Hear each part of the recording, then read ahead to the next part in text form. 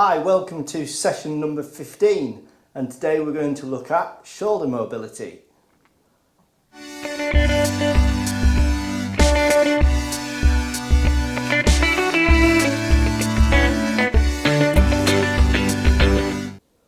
So for today's session we're going to look at shoulder mobility, how this affects us, but also things that we can do to help with this on a day-to-day basis, and also some stretches and exercises that is going to help. So Kim, shoulder mobility. Yeah. What happens? What happens? What happens when we don't have it? So a lot of us have got bad shoulder movement. I think both of us have been through it, and probably it's ongoing. Yeah. I would say, and it tends to be again a symptom of our lifestyle. So if you're working at a desk, if you're driving, if you're on your phone a lot, we're adopting this position more and more, where our head's hanging down, our shoulders are rounded forward. And what happens when that happens, if Jason could just demonstrate. So your head's really heavy. What is it, like 5 or 6 kilos, I think? So when your head's hanging forward, it's putting a massive strain down the back of your neck. And we end up with lower back problems because that all just radiates down. So if you've got a painful or sore lower back, if you're always having to kind of stretch and do this, it might be because you're constantly in this position. So this happens. We round our shoulders forward. What happens is we get a tight chest. So this can affect your breathing even. So it might be that you feel quite short in your breath sometimes. So your chest and your pecs get really tight. It's not a good thing. And your back gets really weak because you're sort of constantly stretching your muscles in this position. It can also affect the way you feel about yourself. If you're like this all the time, it affects your head. It makes you feel unconfident, low. If you can open up and lift your chest and lift your head, it just makes you feel better. It makes you feel more awake and alert and more confident. What can also happen is if you're in a hunch position like this all the time, and if your shoulders are up as well, this can give you a tight neck. I have this issue really seriously. I've got really pronounced traps like a rugby player, and it's because I'm tense all the time. So this is something I'm constantly working on. So you might end up with a tight neck. What? Sorry, no. It's because she lives with me. It's all when she's like this all the time. Yeah, when you're running as well. I've also got quite pronounced biceps, and I think it's because I'm constantly like this. So it might look good, but it doesn't feel good. So having a tight neck and a tight jaw because you're sort of clenched and tense all the time, which at the moment and just in everyday life is quite a big factor for people, can then again radiate down into your shoulders and your back. So it's all got a big knock-on effect. So we're going to look today at everything from sort of here downwards really. So some little things that you can do. If you're aware that you're feeling stressed and tense, some really nice relaxing things to do is just to get your jaw loosened off. So digging your fingers into your jaw and just holding them there. You can feel where your jaw bone kind of connects. Yeah. You can just hold it there and move your mouth around. You probably feel the muscles feel quite tense and sore when you do that if you hold them. And I do anyway, might be because you're crunching all the time. Make sure as well that when you are working or you're watching TV that you're not like this. So just make a conscious effort to open your jaw, circle it around, keep your teeth apart from each other. And this will have a knock-on effect on the tightness of your neck. Oh, that feels quite nice. It's nice. If you just sit and hold in your jaw like that, you don't even have to move it, just press in. I feel all sleepy now. Yeah, it's nice. Relaxing. Yeah. Something you can do to get your neck moving a little bit better is just send your head to one side, so either side, and then take your hand and just, this hand, and just put it on your head. Oh, okay. So you're using the weight of your hand. You're not pulling, you're just letting your hand press down on your neck. Just a gentle stretch. And it's a gentle stretch here. So don't crank it, don't crane it.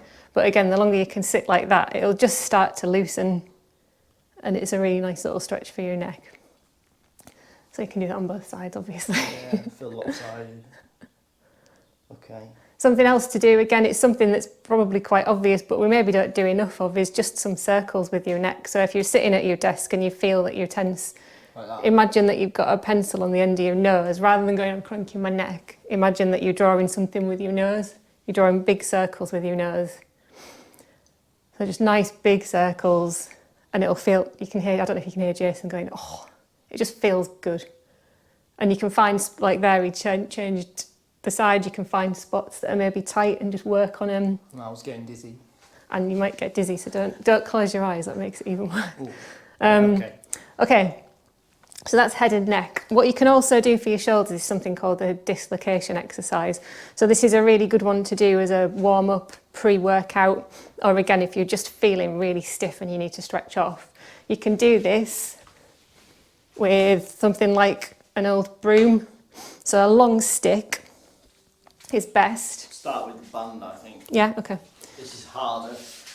So if you've got a band or a towel that you can make into a long, The towel's a good one. yeah, or a tablecloth, something that you can just stretch out So like that. starting there, aren't we? Yeah. Starting there.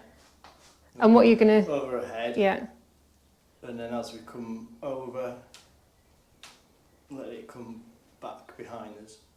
and what you do, we can see Jason's doing it nice and slowly. If the temptation sometimes is to get to that point and then ping back. Don't ping back, just go nice and slowly. So that's nice because it's a bit giving it, and you Yeah. can make it wider. I might struggle with this. I'm all right with this because probably my arms are a bit shorter, I don't need as much, but a nice long broom. There you go. Just. Yeah. So do it really slowly. You only need like 5 or 8 of these to kind of get you opened up and loosened off. But try not to arch your back, try to make it about your upper back. So that's a shoulder dislocation. Something, sorry, get in the way. Something really, it feels really nice. Once you've done a couple, after 1 or 2 and you're warmed up, it feels alien and weird when you do it for the first time. Start gentle though, start Yeah. with the band or something longer.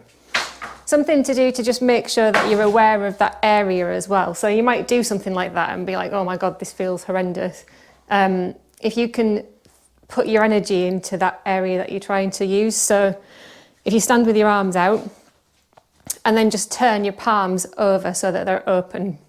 So what's happening here is you're getting this external rotation in your shoulder blade. So then keep that rotation, keep that feeling here and just turn just your hands over.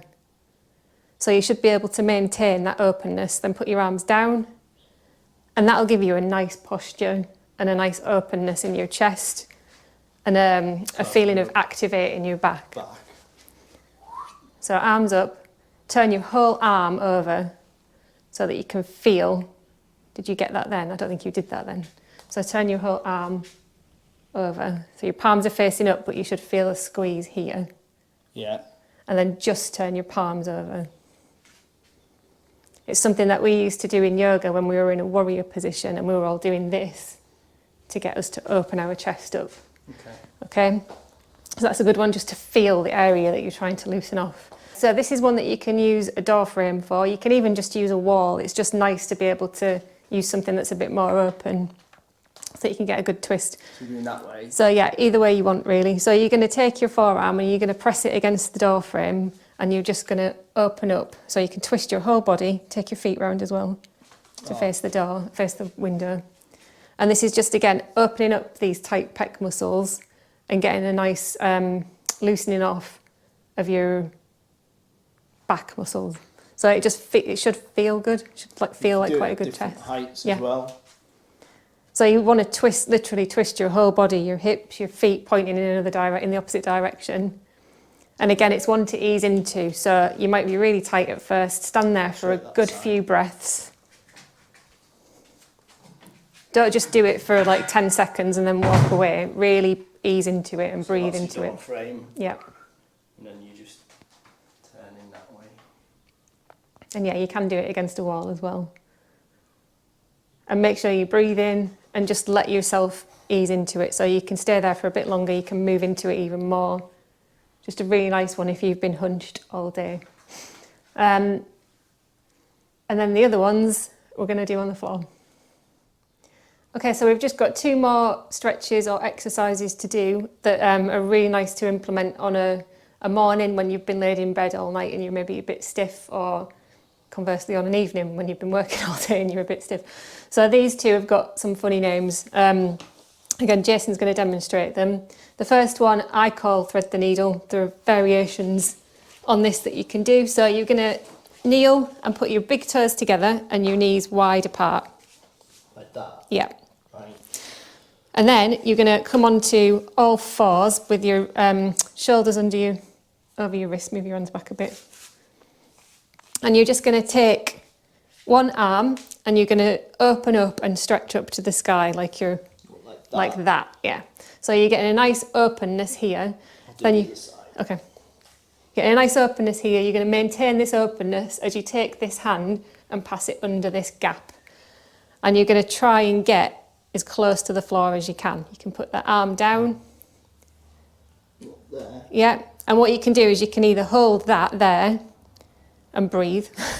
You can stretch your arm out here for a different kind of stretch, more of a stretch down here as well. Or you can do it as a mobility movement. So you can bring that arm back in and you can come out and just repeat it. Open up and pass through again, really slowly. So this is giving you, at the bottom, it's giving you a really nice stretch on your shoulder, across the back of your shoulders. At the top, it's opening up your pecs and your chest. So you're trying to, all the time, when you open up, you're trying to maintain this kind of space and length along the side of your body. Doesn't matter if you can't get all the way down to the floor. Just gives you a little resting position when you get to the bottom. If you are doing it as a stretch and keeping it at the bottom, you can use this hand to push away and get an even bigger stretch. So if you do that again, can you feel what I mean? If you've got your head on the floor, There. yeah, put that arm down. All right. And then this one you can use as like a fulcrum, push away, There. but keep your head on the floor and just push that hand away. It might feel like more of a stretch in your back. Yeah. Yeah. So it's up to you. Do what feels right for you. You can come out now if you want. Right. So that one, I'm quite comfy down there. I don't think Jason is, so it might be better for Jason to do that as a movement, whereas I like to just lay there and stretch it in. It felt better as a movement than a stretch. Okay. And it's different strokes for different folks, isn't it? The next one I found out recently is called the scorpion. I don't know what it was called before. So this is a bit of another pretzely one. You're going to lay on the floor on your belly. Like this one so far? Yep. You might not in a minute. You're going to take, right, this is hard for me to explain. You're going to take your arms out in a big T shape. Okay? You're going to take one leg, bring it up, and you're going to put this foot on the floor on the other side. So you're going to keep that one straight. Oh, like twist that. that's it. Can you make it so that your foot's flat on the floor? But more, bring it up a bit more, bring it up, bend it. Sorry, I'm not describing this very well. And then bring it down. Can your foot go flat there? Do it flat. There, yeah. So this not only helps your shoulders, but it gives you a nice hip opening. So this is twisting your spine. It's twisting your thoracic spine. It's giving you a stretch in your pecs again. And you'll feel this here, maybe. Yeah, that's nice. So again, it's just a nice stretch in your... Go that way. Okay. And then people can see. So I'll go that way. You go there. Yeah. And then, what was it? Whichever foot over. That foot over there. Yeah. And you can, depending again how open your hips are, you can really push your foot into the floor and open your hips up. You can keep this arm stretched out, or you can take it above your head again, or you can press it so you can bend it up. There. Yeah. So again, depending on what you fancy, Oh, that's better. you can get a really good stretch and opening if you do that. I like to have it out just because it's what I prefer. So this is one to hold. This is one to hold for a few breaths. I'd do this for maybe 3 to 5 deep breaths on each side. Yeah, it's nice that. It's a really nice stretch and opening here. And again, it's good. It's a good all-rounder really for your hips as well. And then you just untangle yourself. That might, if you've got really tight shoulders, that might pinch a little bit. but the more you do it, the more open you'll get and the more loose you'll get. Yeah. So they're just a few exercises and stretches that you can do to get that awareness in your shoulders. That's probably more important than anything, because when you're running and you're in a hunched over position and you're doing this with your arms, it just feels bad. It's inefficient. You're not getting the best out of yourself when you've been sat for a long time. Yeah, it's nice. Yeah. And if you want a routine to do, then the session 14, you just did the resistance workout, is a really good one for getting you back switched on as well, and working all of that a bit more. So you could do a few of these exercises and then go into that routine. Yeah. And we'll put the list of these up in the notes of the video as well. Okay. Okay. Cool. Hope you enjoyed that, and thanks for watching.